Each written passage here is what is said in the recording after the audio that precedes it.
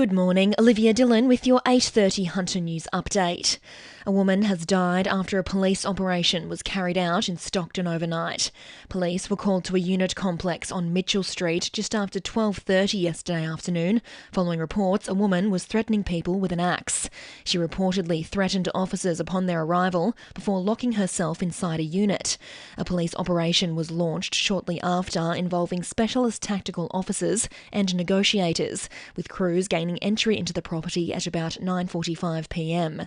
It's understood they used a taser to assist in taking the woman into custody and attempted to escort her from the scene in an ambulance. However, when her condition deteriorated, she was transported to the John Hunter Hospital where she later died. A critical incident investigation is now underway and a report will be prepared for the coroner. It's hoped councils in regional areas like the Hunter will receive more funding to help fix damaged roads, thanks to a $390 million injection from the state government.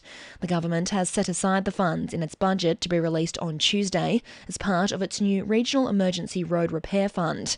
The money will be allocated to councils across the Hunter and the state based on the total kilometres of regional and local roads they're responsible for managing. Maitland MP and Minister for Regional Transport and Roads, Jenny says the initiative is aimed at making sure road funding reaches suburbs outside of Sydney. Nominations closed today for the University of Newcastle's Employability Excellence Awards. The awards were established 4 years ago and acknowledge students, staff and local businesses which drive the university's work placement program forward.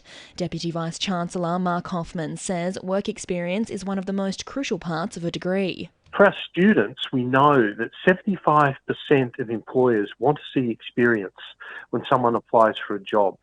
And so we really want to see that, our students with that opportunity. The winners of the awards will be announced on the 9th of November. The nation's unprecedented worker shortage is putting the handbrake on economic growth, with regional communities like the Hunter amongst the hardest hit.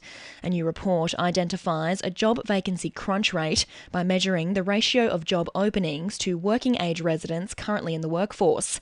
It's revealed there are more than 100,000 Hunter residents of working age not currently in the workforce and still 7,000 job vacancies.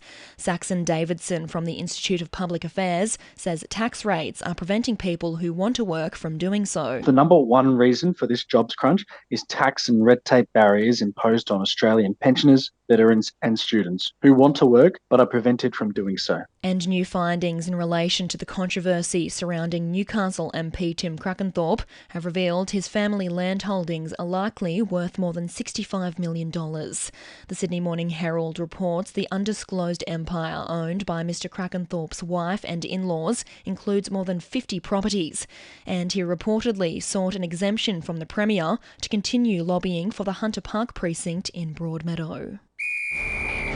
2NURFM Sport. The NRLW Minor Premiership has been secured by the Knights after a 28-8 victory over the Tigers last night.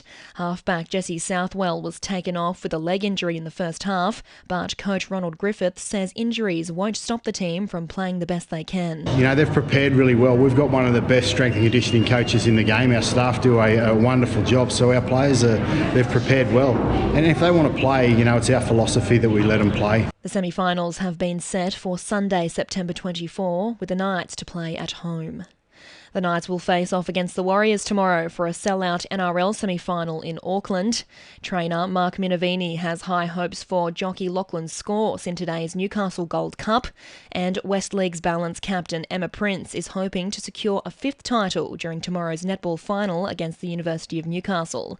The team hasn't been beaten in a grand final since 2017. And the winning numbers in the Powerball are 2, 5, 6, 10, 17, 19 and 31, and the Powerball is 10. And now you're up to date with the latest 2NURFM Hunter News.